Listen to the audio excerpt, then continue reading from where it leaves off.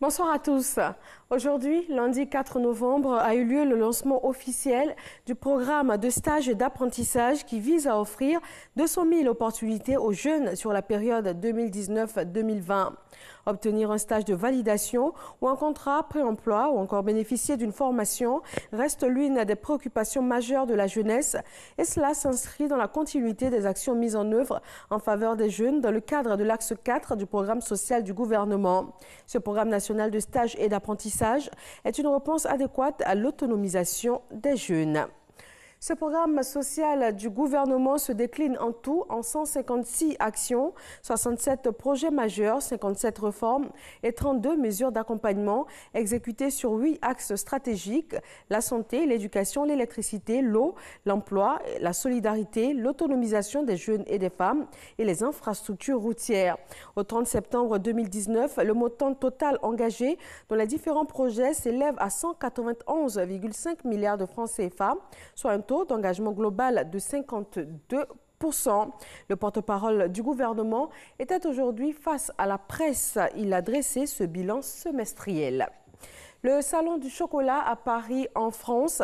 Depuis le 30 octobre dernier, les professionnels du chocolat y exposent leur savoir-faire. La marraine de cette 25e édition est Dominique Ouattara, première dame de Côte d'Ivoire et présidente de la fondation Children of Africa. Et c'est à cette fondation que les bénéfices de cette 25e édition seront reversés. Noël Niagno. Rideau sur la 25e édition du chocolat, du cacao et de la pâtisserie. Ce dimanche 3 novembre 2019, à Paris, porte de Versailles. L'histoire retiendra que ce salon était placé sous le parrainage de la première dame de Côte d'Ivoire, Mme Dominique Ouattara, et que ce parrainage a donné une saveur particulière à l'édition au regard des problématiques adressées par la Fondation Children of Africa et le Conseil du café cacao pour faire du cacao éthique conformément aux vœux des consommateurs. C'est vrai, nous avons posé beaucoup d'actes pour lutter contre le travail des enfants dans notre filière. Nous continuons de poser des actes et nous allons continuer de les poser. Également sur la deuxième problématique, nous avons démarré un certain nombre d'actions et nous pensons que nous allons aller très vite. Mais comment est-ce que le consommateur ici peut savoir ce que nous faisons? C'est pourquoi le Conseil du café cacao a décidé de mettre en place un système de traçabilité unifié pour l'ensemble des acteurs. Autre fait significatif, le premier pays producteur a mieux chocolaté sa participation comparativement aux éditions précédentes en termes de communication. Ce salon a un plus par rapport aux années dernières parce qu'il y a cette participation institutionnelle très forte représentée par la première dame de Côte d'Ivoire, mais surtout la communication qui a été faite autour des thèmes thématiques qui sont d'actualité. En juger par la participation et les visiteurs qu'on a sur notre stand, nous pensons que cette année a été une année bien meilleure que les autres années. Nous sommes déjà fiers du prix qui a été donné, le prix à 1000 francs l'année prochaine pour que les producteurs puissent être heureux. Mais il faut que les consommateurs consomment le cacao. Et nous, les producteurs, nous devons aussi apprendre à consommer le cacao. Parce que tant on consomme chez nous, ceux qui achètent aussi sauront que nous consommons et ils vont beaucoup plus consommer pour qu'ensemble nous puissions tous consommer le cacao et faire la fierté du cacao dans le monde entier. Au total, on note des acquis, mais il faudra davantage veiller sur le champ du cacao ivoirien parce que les avantages comparatifs sont dynamiques et nécessitent de la constance dans les actions.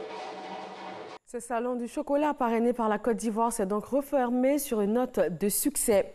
On reste à Paris où une rencontre dédiée à la construction et à l'innovation technologique s'est ouverte aujourd'hui. Ce salon réunit tous les 2 ans les professionnels du bâtiment et aussi de la construction.